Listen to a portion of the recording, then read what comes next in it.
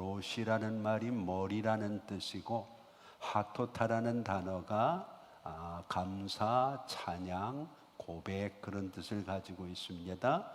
우리말로 쉽게 번역을 하면 감사의 머리, 감사의 시작. 오늘 성경은 그렇게 이야기하죠. 이것을 우리가 개역 성경에서 보면 오늘 본문에 감사하는 말씀을 인도하는 자가 이렇게 이야기한 것을 이전에 사용하던 개역 성경에서는 감사하는 말씀을 인도하는 어른이 그렇게 이야기를 하고 있습니다. 그래서 오늘 주제를 감사의 어른 이런 주제로 우리가 함께 좀 맥주절의 나의 신앙과 또 우리를 향한 하나님의 계획들을 함께 알아보는 그런 시간이 되었으면 좋겠습니다. 우리가 성경을 통해서 하나님의 말씀을 이어나갈 때 특별히 오늘은 감사라는 말과 어른이라는 말을 좀 우리가 연결을 시켜야 되는데 왜 개역 성경에서는 어른이라는 말을 썼는데 우리가 사용하는 개역 개정 성경은 감사의 말씀을 인도하는 자라고 다르게 번역을 하고 있는가? 이것은 현대 한국어가 어른이라고 하는 말을 단순히 나이가 많은 것을 포함시키고 있기 때문에 오늘 본문에 나와 있는 마띠아라고 하는 사람은 나이가 많은 사람이 아니라 영향력을 미칠 수 있는 진짜 어른이라는 것을 강조하기 위해서 통상적인 단어를 빼고 대신 그가 하고 있는 중요한 사역을 우리에게 소개하는 인도하는 자라는 단어를 개역 개정 성경에서는 사용하게 된 거죠.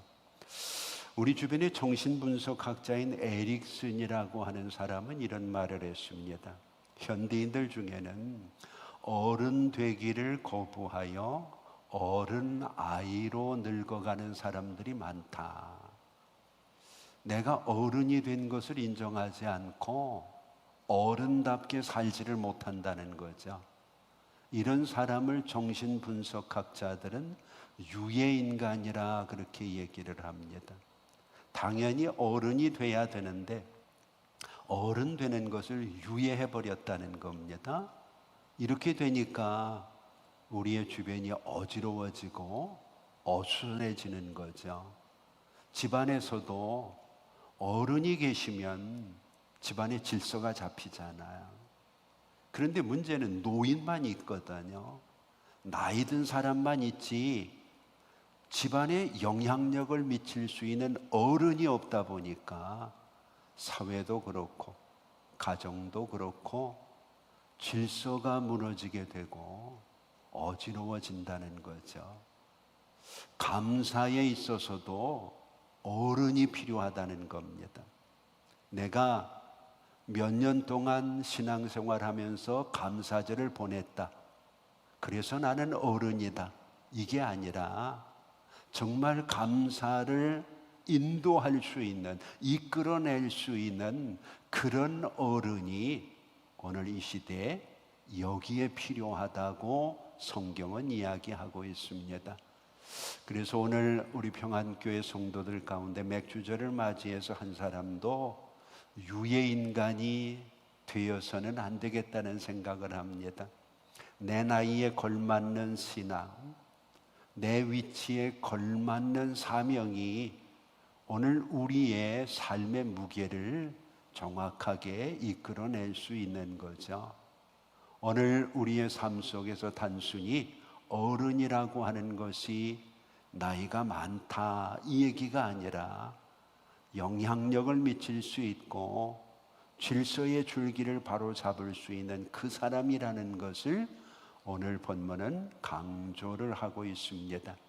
특별히 오늘 본문의 감사의 어른으로 세워진 마따냐라고 하는 사람은 여호와의 선물이라 그런 뜻입니다. 오늘 느헤미야가 여호와의 선물을 통해서 하나님 앞에 감사함을 인도받게 되어지는 내용을 맥주절에 우리에게 소개를 하고 있는 거죠. 로시 하토타라고 하는 단어. 이것은 우리의 귀에 익숙한 멘토라고 하는 단어와 비슷한 의미를 가질 수가 있습니다. 기원전 1200년경 고대 그리스의 이티카 왕국에 우리가 잘 아는 오디세이라고 하는 사람이 트로이 전쟁에 출전을 하면서 그의 사랑하는 아들이 텔레마쿠스인데, 이 텔레마쿠스를 어떻게 전쟁통에 데리고 다닐 수가 없으니까 가장 믿을 수 있는 친구, 멘토라고 하는 친구에게 아들을 맡기고 전쟁에 나가죠. 전쟁에 나가서 오디세이가 약 10년 동안 전쟁에 전념을 하게 됩니다. 이 아이들은 부쩍부쩍 크잖아요. 10년이 끝난 다음에 이제 전쟁의 승리자가 돼서 자기의 고국으로 돌아오게 되죠. 그때 아들을 만났는데 자기가 맡겼던 이 멘토라고 하는 친구가 아들에게 선생이 되고 상담자가 되고 아버지가 되어서 헌신적으로 그 아이를 잘 성장시켰던 거죠. 너무 고맙고 너무 귀하고 너무 감사하고 내가 키우는 것보다 훨씬 더 아이가 좋은 인품과 좋은 모습으로 성장을 했거든요.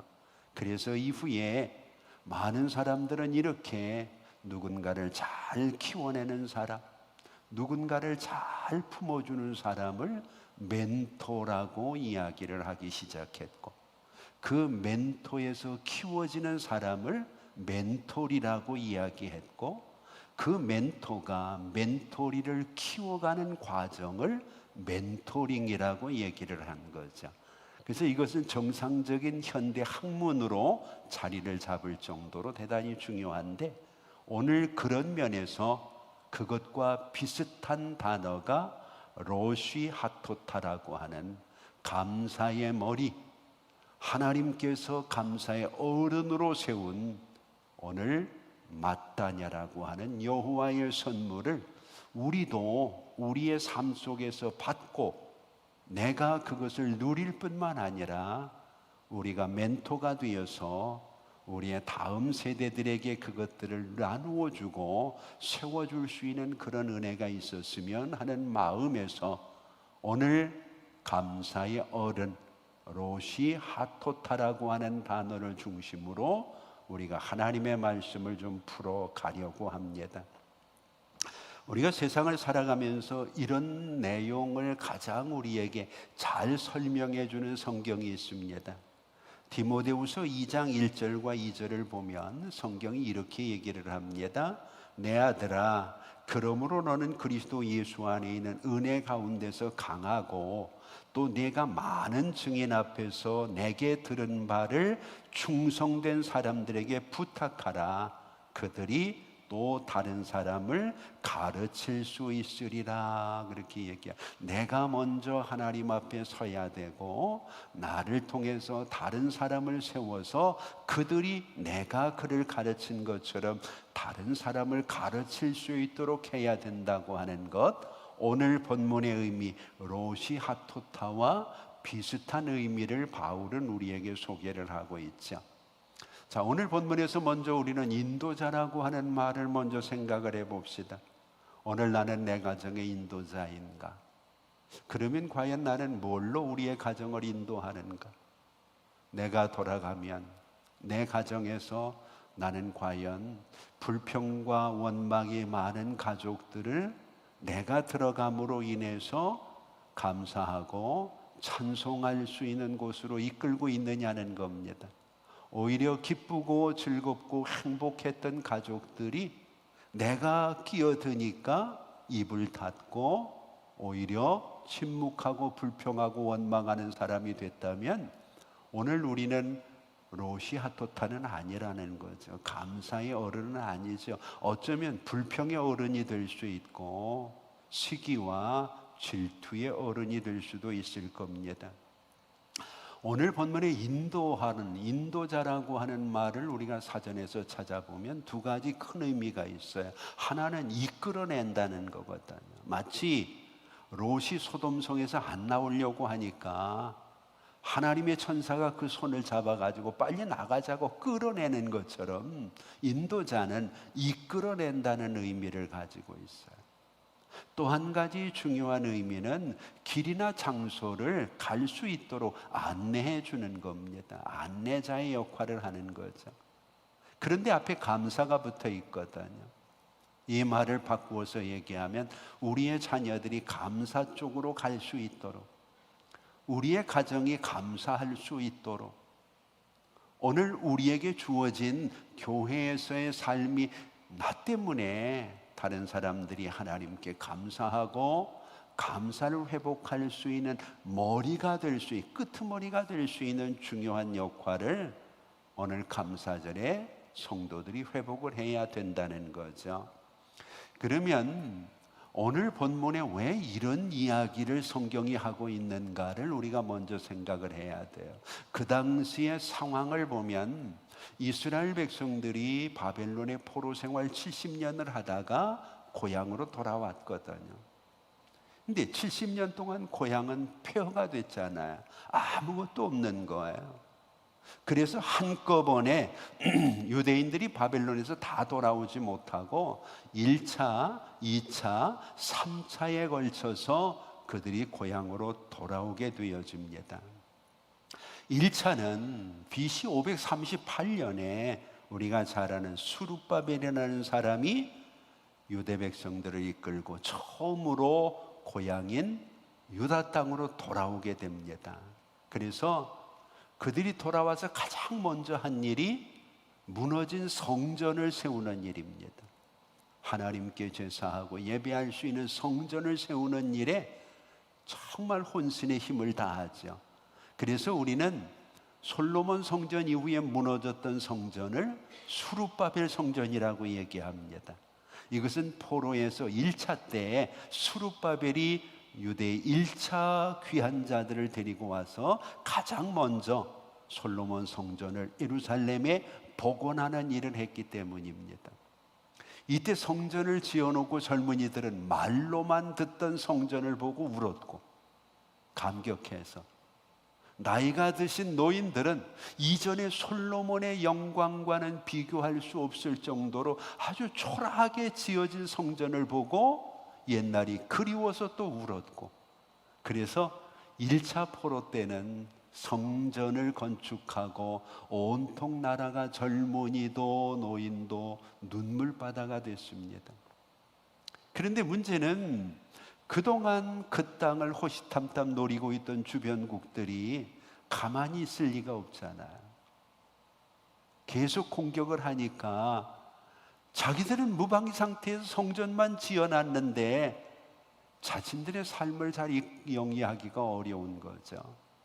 그래서 두 번째 귀환이 이루어지게 됩니다. 2차 귀환은 458년에 BC 458년에 여러분들이 잘 아는 학사 겸 제사장인 에스라가 2차 귀한 자들을 데리고 예루살렘으로 돌아오게 되는 거죠. 돌아와 가지고 그는 성전을 보호할 수 있도록 성병을 쌓기 시작합니다. 그러면서 우리가 잘 아는 것처럼 에스라는 학사기 때문에 말씀 운동을 일으키죠. 말씀을 가르치고 말씀을 배우고 우리가 이제는 말씀 위에 서야 된다고 하는 것을 지속적으로 강조를 합니다. 그런데 문제는 성전도 세워지고 성벽도 세워지면 주변에 있는 나라들이 그들의 밥인 줄 알았는데 이제는 침공하기가 어려워지잖아요. 그래서 우리가 잘 아는 도비아, 산발랏 이런 사람들을 충동질해가지고 성벽을 못 쌓게 하는 것. 자꾸 쌓으면 무너뜨리고 무너지면 다시 쌓고, 그래서 이 사람들이 한 손에는 말씀인 성경을 들고 한 손에는 횃불을 들고 밤중에도 열심히 성벽을 쌓지만 쌓을 수가 없어가지고 포기를 해버리는 거죠. 그리고 이제 마지막 세 번째 3차 귀환이 이루어지게 됩니다. 세 번째 3차 귀환은 여러분들이 잘 아시는 오늘 본문의 기록자인 느헤미야가 임시 총독의 권한을 받아가지고 바벨론에서 자신이 가지고 있던 그 부귀영화를 다 내려놓고 이스라엘의 남은 포로들을 데리고 고향으로 돌아옵니다. 이때 그의 마음속에는 조국에 대한 불타는 사랑이 있죠. 그래서 내가 이국 땅에서 그 좋은 것들을 누리면 뭐 하겠는가? 내 민족이 지금 이렇게 힘들어하고 성벽을 쌓지 못해가지고 계속 저들이 적의 어려움을 당하고 있는데 내가 힘을 보태야 되지 않겠는가? 모든 것 다 버려두고 남아있는 유대인을 끌고 돌아오게 됩니다. 그리고 그는 총독의 위치에서 진두지휘를 시작하죠. 그래서 그렇게 애를 쓰고 그렇게 노력을 해도 쌓을 수 없던 성벽을 52일 만에 느헤미야가 완공을 하게 됩니다. 이 기적이죠. 느헤미야가 바벨론의 후광을 입고 총독의 입장에서 오게 되니까 주변에 있는 나라들도 함부로 대하지를 못하는 그런 일들도 있지만 하나님의 도우심과 느헤미야의 헌신으로 52일 만에 드디어 예루살렘 성을 짓게 된 겁니다. 자, 이제 문제는 예루살렘 성을 지어놨는데 모든 사람들의 관심이 거기 쏠리다 보니까 먼저 귀환을 했던 사람들이 자꾸 예루살렘 성을 공격하니까 흩어져 가지고 나름대로 자리를 잡고 있었거든. 근데 성벽은 쌓고 성전은 만들어 놨는데 이 성전, 성벽 안에 살 수 있는 사람이 없는 거예요. 다 밖에서 살려고 하지 그곳에서 죽으려고 하는 사람이 없는 거죠. 그래서 느헤미야가 다시 인구를 분배하기 시작한 것이 오늘 본문입니다. 예루살렘에 거할 수 있는 사람, 예루살렘에 살아야 되는 사람을 느헤미야가 정하기 시작하는 거죠.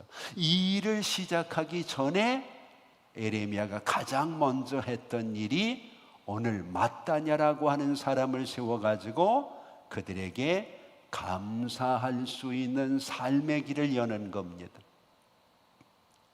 오늘 본문을 통해서 그 당시 주변 배경을 설명을 해드렸잖아요. 1차 포로, 2차 포로, 3차 포로가 귀환하면서 뭔가 되는 것 같기는 하지만 여전히 예루살렘은 불평과 불만과 부족한 것 투성이인 성입니다. 우리로 얘기하면 모든 기반 시설이 갖추어지지 않고 성벽만 세워놓은 그런 신도시가 된 거죠. 편의시설은 아무것도 없습니다. 그냥 집만 덩그러니 지어놨다면 얼마나 사람들이 불편하겠어요. 바벨론에서 70년 동안 그들은 아주 좋은 성 안에 살고 있었는데 그냥 안 들어가려고 하는 거죠. 이때 느헤미야는 무엇이 필요한가를 생각하게 되죠. 지금 우리에게는 군대도 필요하고 많은 인구도 필요하고 경제적인 재건도 필요하고 우리를 이끌 종교 지도자도 필요하고 필요한 게 참 많이 있지만 느헤미야가 하나님 앞에서 딱 가장 먼저 필요한 게 뭐냐? 바로 우리에게 주어진 이 상황이 여호와의 선물인 것을 기억하고 하나님 앞에 감사하는 마음부터 회복해야 되겠다. 종교 지도자를 세우기 전에, 군대를 조직하기 전에 하나님 앞에 감사하는 마음을 먼저 회복하면 하나님께서 결코 우리를 포기하시지 않는다는 것을 느헤미야가 백성들에게 지금 선포하고 있는 겁니다. 그래서 지금 우리가 이 성전을 건축하고 성벽을 쌓을 수 있는 것은 우리 노력이 아니다. 여호와의 선물이다. 거기에 걸맞는 마따냐를 선택한 것이고 이제는 하나님 앞에서 우리가 해야 될 일은 우리에게 주어진 상황이 어려울지라도, 내게 주어진 삶의 현장이 불편스러울지라도 감사를 이끌어낼 수 있고, 감격해하고 하나님의 은혜임을 고백하고 여호와의 선물에 감사할 수 있다고 하면, 하나님께서 여기까지도 인도하셨는데 앞으로 우리의 삶을 인도하는 것은 당연한 것이 아니겠는가. 그래서 불평불만이 가득 찬 성 안에서 가장 먼저 오늘 본문에 감사의 말씀을 인도하는 어른을 세워서 우리의 삶에 이 감사를 이끌어갈 수 있도록 느헤미야가 조치를 취하고 있는 거죠. 얼마 전에 우리나라 축구 국가대표 선수들이 월드컵 경기에서 졌잖아요. 그래서 많은 사람들이 마음도 상하고 여러 가지 얘기도 많이 하고 그렇습니다. 근데 그 중에 손흥민 선수가 SNS에 이런 글을 올렸어요. 어린아이의 꿈의 무대가 무너져 내린 것 같아서 이루 말할 수 없이 착잡하고 마음이 아프다.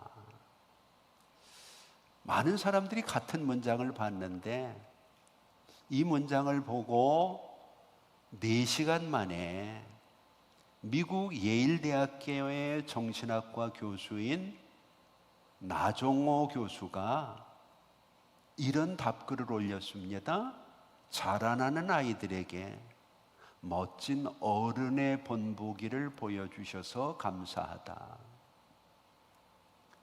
아이들을 걱정하는 선수에게 당신이 보여준 태도는 멋진 어른의 모습이라고 이야기할 수 있는, 그것도 미국에서 정신의학과를 담당하고 있는 한국계 교수가 진시대의 진정한 어른이라는 이야기를 쓴 것을 보고서 오늘 이 시대의 어른은 결코 나이가 많아서 어른이 되는 것은 아니구나 하는 생각을 했습니다. 우리 주변에 우리가 흔히 사용하는 단어 중에 노블레스 오블리주라고 하는 불어가 있습니다. 노블레스 오블리주.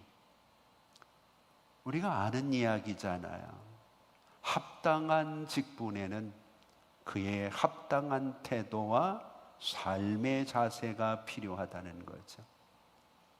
이 세상에는 많은 사람들이 있지만 특별히 어른들이 필요합니다. 어린아이는 잘못하면서 깨달으면서 클 수 있지만 이 어른이 되면 한 번 잘못하면 인생이 그냥 망가지는 경우가 많아요. 그래서 어른이라고 하는 말 속에는 책임이 있다는 거거든요. 감사의 어른이다. 그러면 나 때문에 감사의 기반이 흔들리고 무너지면 안 된다는 전제가 있게 되는 거죠.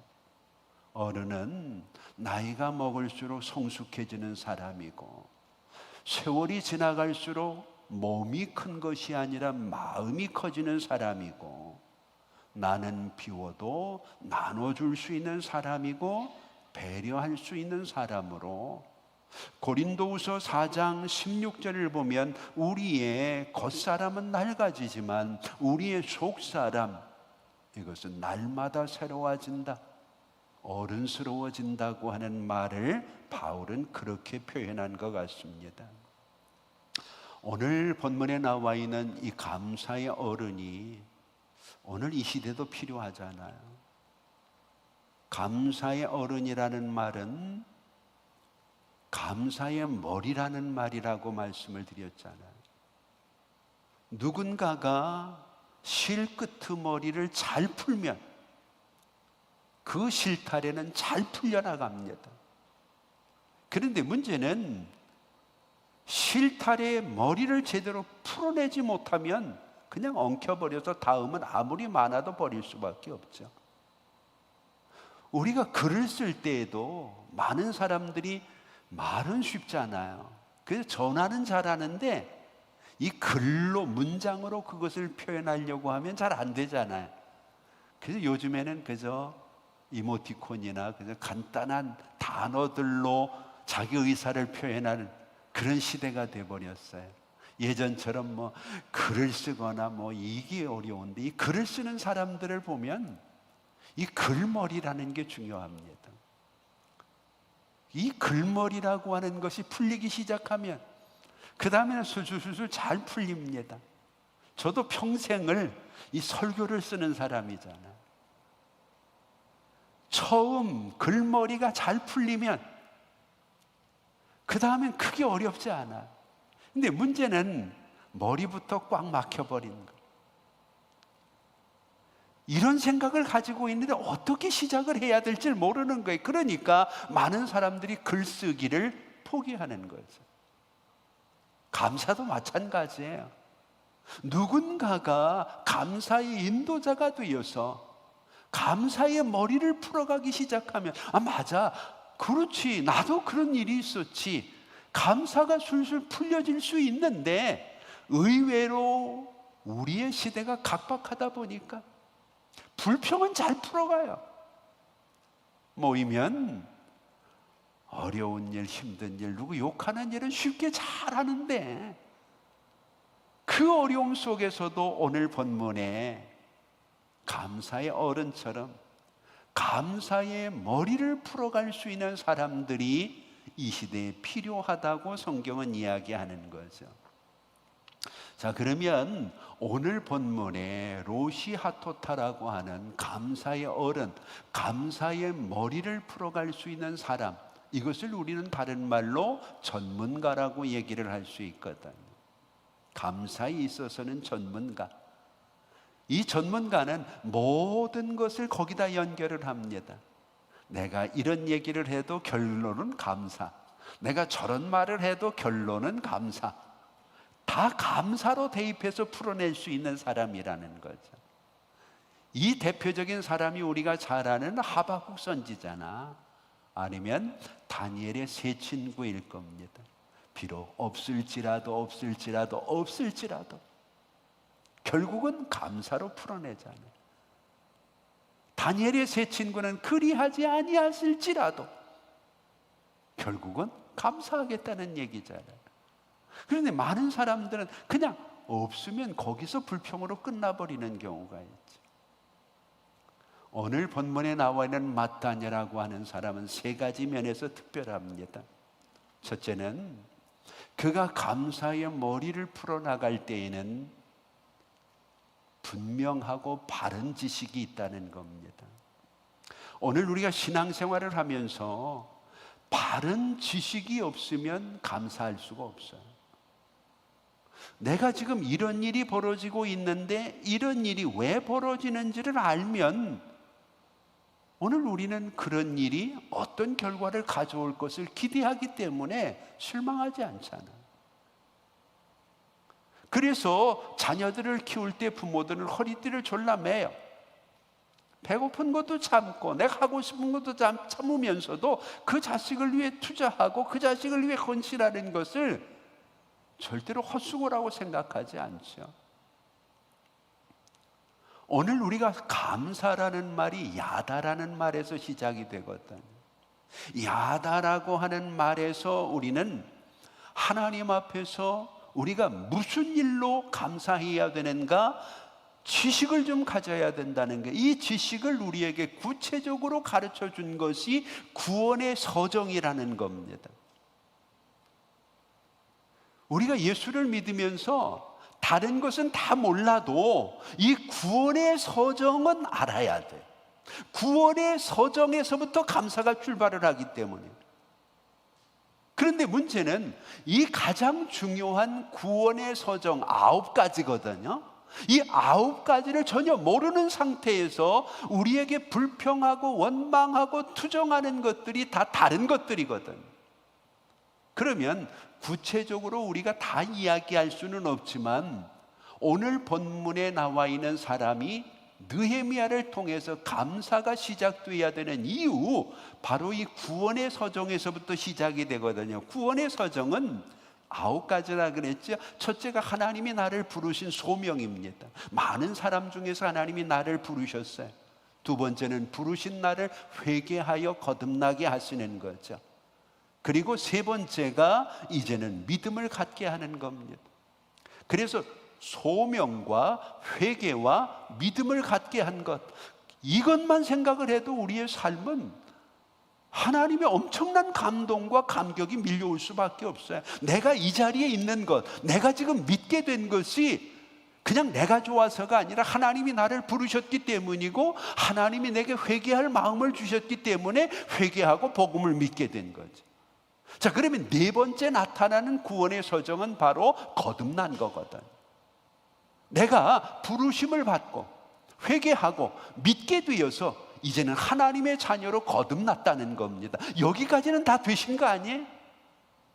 이게 우리가 감사하고 감격해야 되는 실머리를 풀어내는 시작이에요. 이 바른 지식이 있어야 된다는 거예요. 그러면 다섯 번째는 뭔가요? 우리를 거듭나게 하신 하나님은 우리를 의롭다고 여겨주시는, 이게 칭의잖아요. 여전히 내가 거듭났지만 죄짓고 성질내고 욕심 부리고 여전히 세상에서 변한 게 없는 것 같은데 하나님이 인정을 해주는 거예요. 그리스도의 의로 우리를 의롭다고 인정을 해주는 거죠. 그리고 여섯 번째, 하나님이 우리를 드디어 양자로 삼으시는 겁니다. 이게 수양이라는 거죠. 그래서 우리는 하나님을 아바 아버지라 부를 수 있게 됐고, 기도도 하나님 앞에 사랑의 아버지 하나님이라고 할 수 있게 된 거죠. 양자를 삼아주시는 것.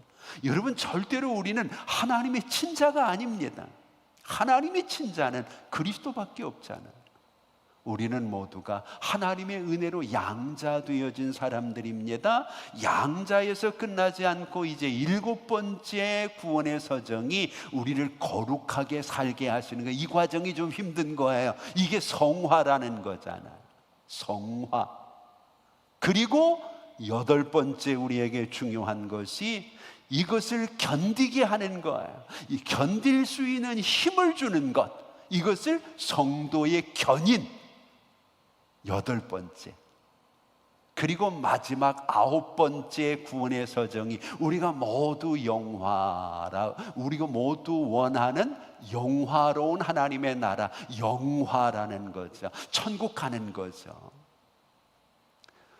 너무 우리에게 쉽고 정확하고 우리에게 주어진 어떤 것보다 큰 하나님의 선물, 여호와의 선물, 마따냐가 바로 구원의 서정이라는 것을 알면, 지금 내가 어려워요. 일곱 번째, 견디는 과정이잖아.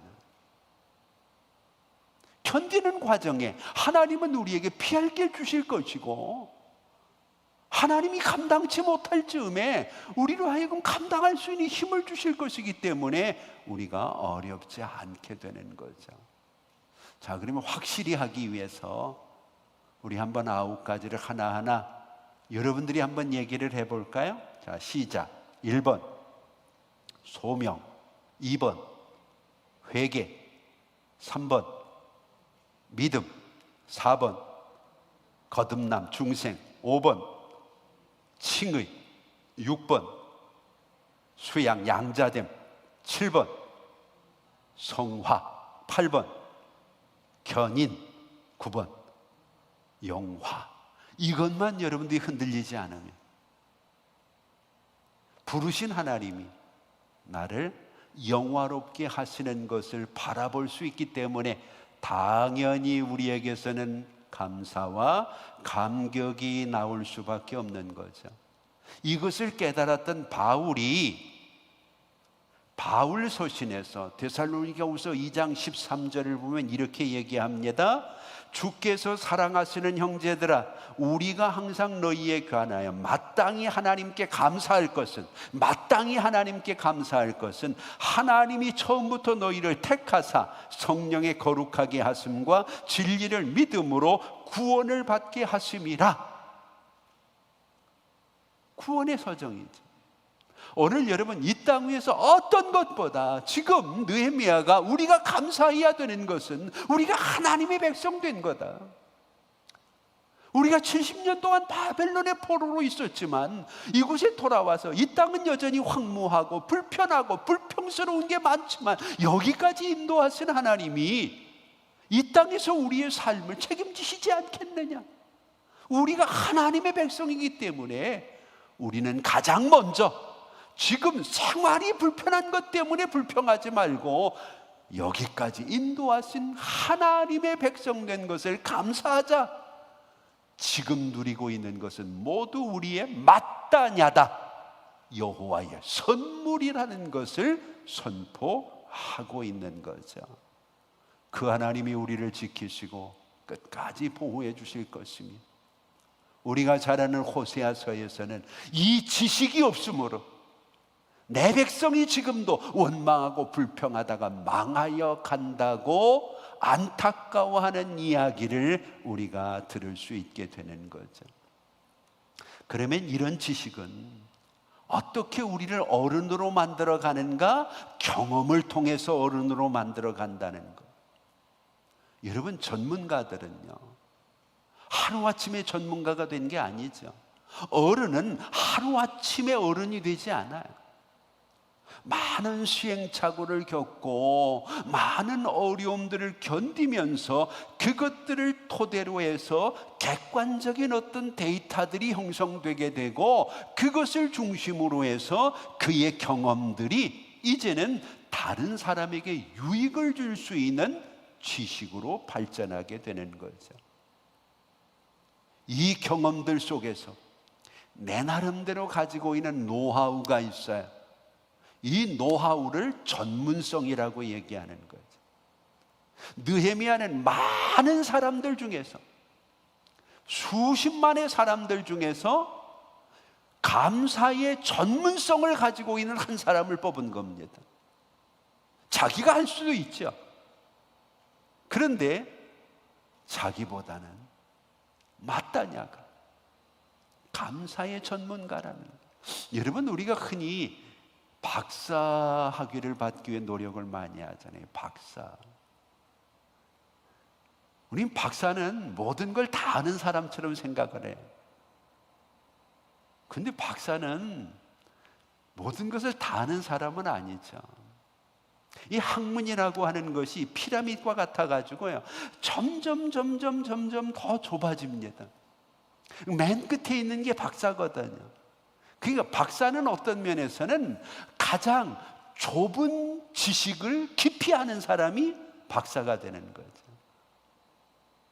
저도 대학원에서 공부를 할 때 석사를 거치고 박사 과정에 들어갈 때 박사 논문은 아주 구체적이래야 돼.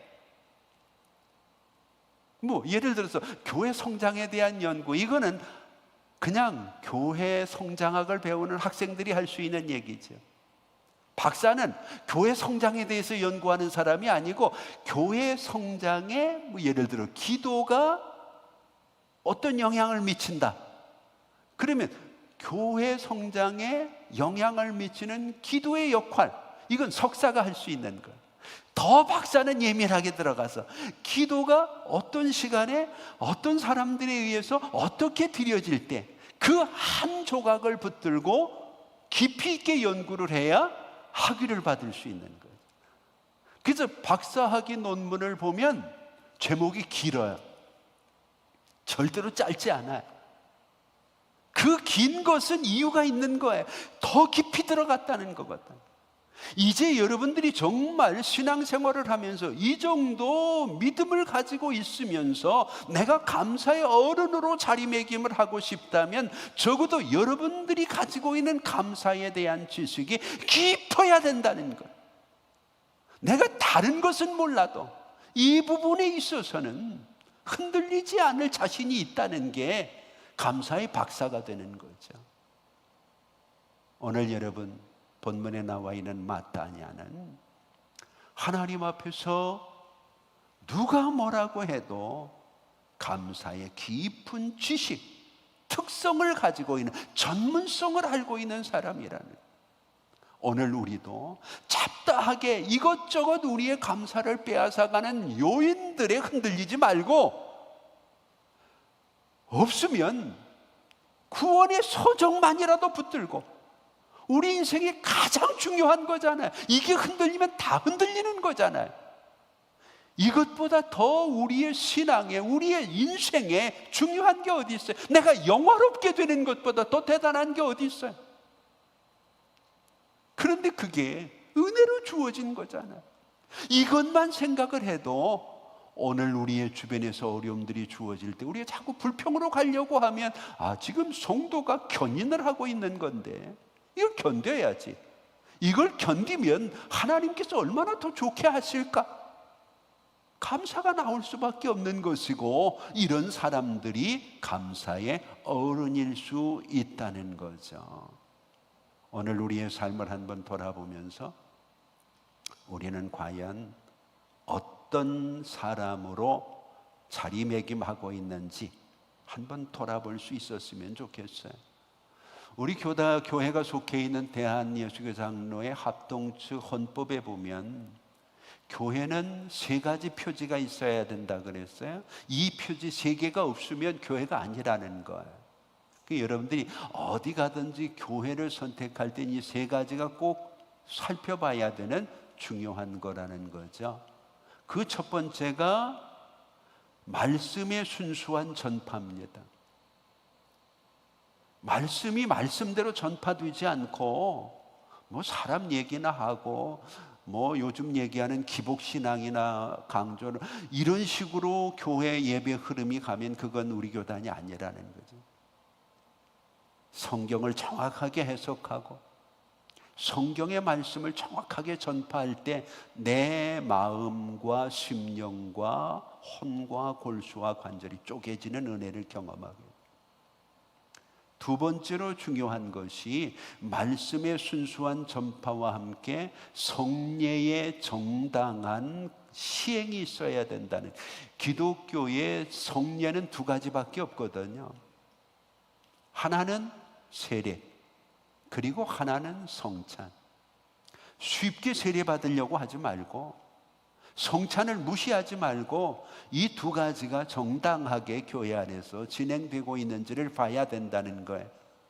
이게 2번째 표지예요. 3번째 표지는 정상적인 권징이 이루어지고 있느냐는 거예요. 잘못했는데 교회에서 그 사람을 치리하지 않으면 이건 교회가 아니라는 거죠. 근데 요즘 신자들이 보면 내 마음에 안 들면 그냥 쉽게 교회 옮겨버리거든.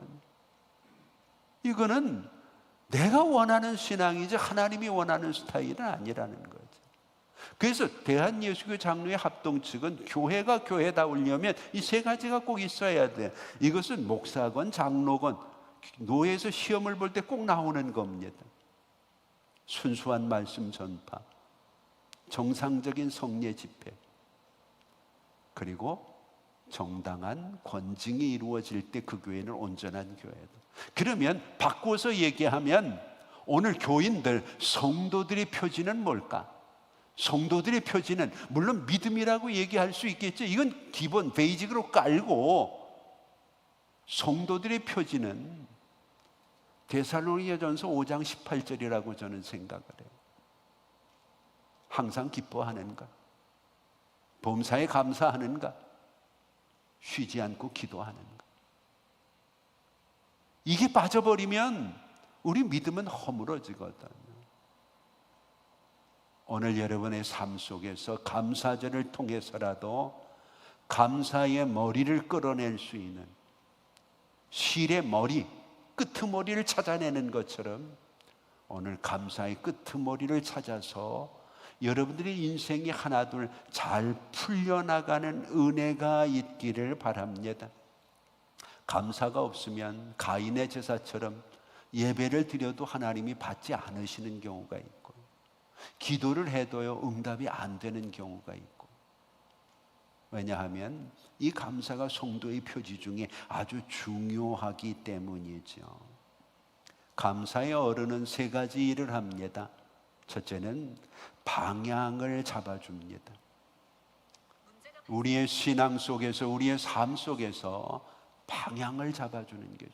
그래서 우리 가정에서 내가 어른이라면 인생의 방향을 잡아주는 게 중요합니다. 두 번째로 중요한 것, 감사의 어른은 감사의 이유를 먼저 찾아냅니다. 불평의 이유를 찾아내는 게 아니라 그 중에서도 감사한 이유가 있다는 거죠. 그걸 찾아야 된다. 이게 끄트머리를 찾는 거죠. 세 번째 중요한 것이 감사의 어른은 시선을 하나님께로 돌리도록 합니다. 이게 마따냐가 했던 일입니다. 그들의 삶의 방향성을 설정하고 그들의 삶 속에서 이유를 찾고 그들의 삶 속에 시선을 하나님께로 고정시키는 일을 마따냐가 하게 되니까 이스라엘 백성들이 그 불평과 불만이 많은 자리 속에서도 감사할 수 있더라는, 이것을 도와주는 사람이 오늘 본문에 284명이더라. 이게 18절 말씀입니다.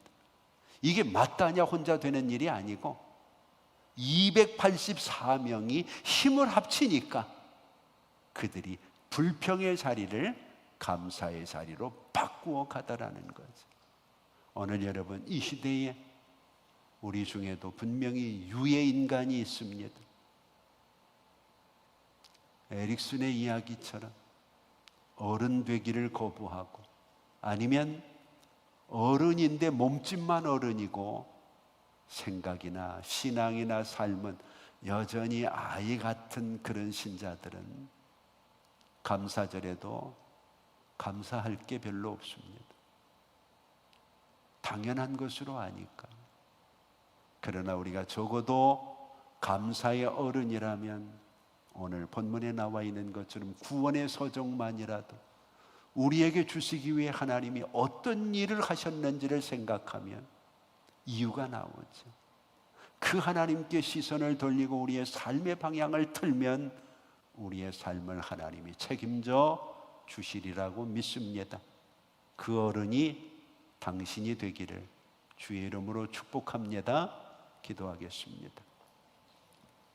이제는 우리 주 예수 그리스도의 은혜와 우리 아버지 하나님 극진하신 사랑하심과 성령님의 감화 감동 위로 교통하심이 오늘 마따냐를 통하여 감사의 어른들을 찾으시는 하나님의 귀한 역사들을 사모하며, 오늘 하나님, 내가 불평과 원망이 많은 세상이지만 감사의 끄트머리를 찾아서 우리의 삶의 방향도 감사로, 우리의 삶의 이유도 감사로, 우리의 삶의 모든 시선도 하나님께로 고정시키기를 소망하는 사랑하는 우리 성도들과 이 감사절에 하나님의 은혜와 은총 앞에서 감사의 어른이 되어지기를 간절히 소망하는 우리 성도들 머리 위에 이제부터 영원토록 함께 있을지어다. 아멘.